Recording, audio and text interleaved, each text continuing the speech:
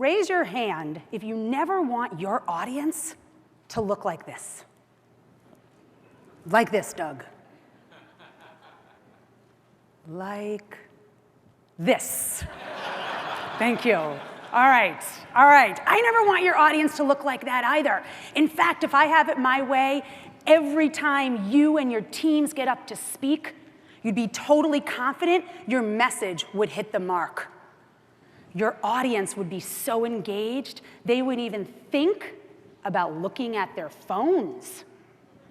And you would walk out of every speaking engagement feeling really excited about the results you generated. Sound like a pipe dream? It's not. It's totally achievable.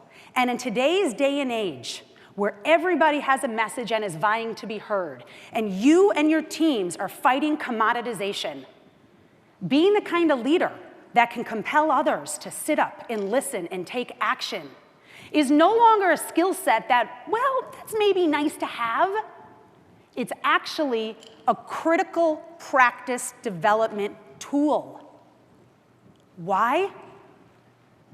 Because leaders who have that skill set give themselves a distinct competitive advantage. And that's true whether you're going for a promotion, you're speaking to recruit advisors, or you're speaking to bring in business. And perhaps even more importantly than that, leaders who can speak that way have the best opportunity to make the biggest impact on the lives of others. I created a speaking method called the Crazy Good Talks Blueprint. The blueprint is a blue ocean strategy for my clients. It gains them a competitive advantage. It opens doors, and it brings in business at a very accelerated rate. And as you can see, there are 11 pieces in the blueprint. Each one produces game-changing results. Now, on the LAMP app, if you want an overview of the entire blueprint, I've created a white paper for you. But even better than that, if you join me this afternoon at 2:30, I will be in the, it sounds like the back of the bar. I'll be at the back end of the exhibit hall, okay? If you join me there, we're gonna go deep on 2 foundational pieces.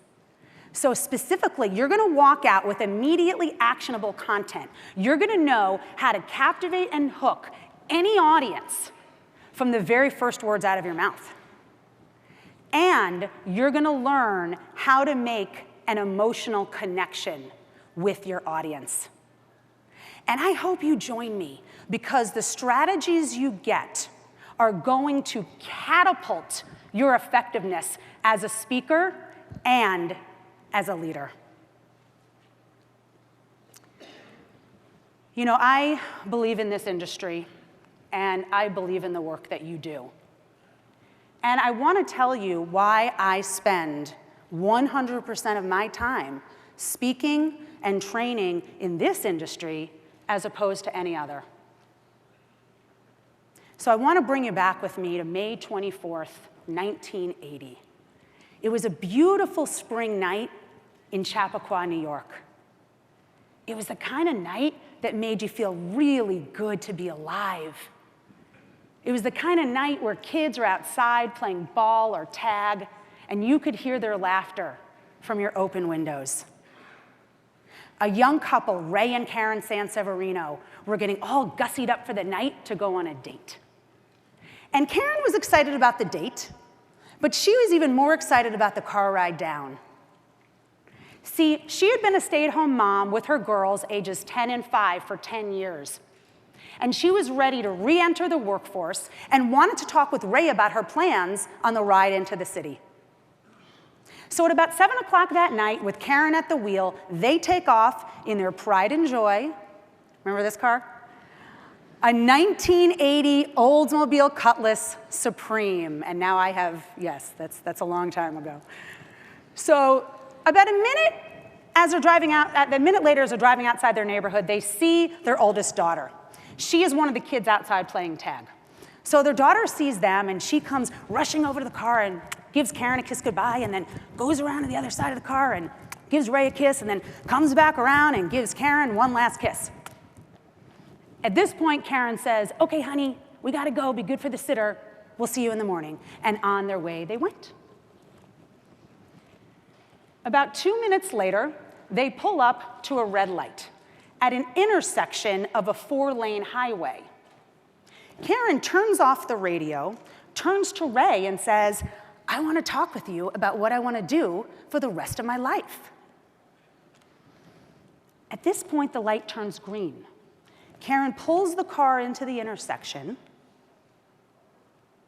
and they are immediately T-boned by a car running the red at 90 miles an hour. Karen's killed. And aren't those last words ironic? Little did she know the rest of her life would only be seconds longer. Now, Ray, on the other hand, upon impact, he was thrown through the front windshield, flew 60 feet in the air, and landed on the other side of the 4-lane highway. In fact, it wasn't until rescue workers came and they even found out he was in the car because one of them said, what's that pile of clothes doing on the other side of the highway? That pile of clothes was Ray's broken body. But thankfully, Ray lived, and he's still going strong today. Now, what I haven't told you yet is that Ray is my dad. Karen was my mom. I was the 10-year-old daughter.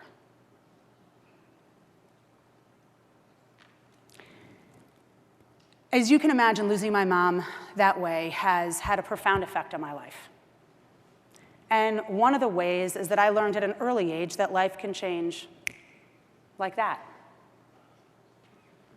One moment, I am kissing my mom goodbye for what I think is the night, and I have never seen her again.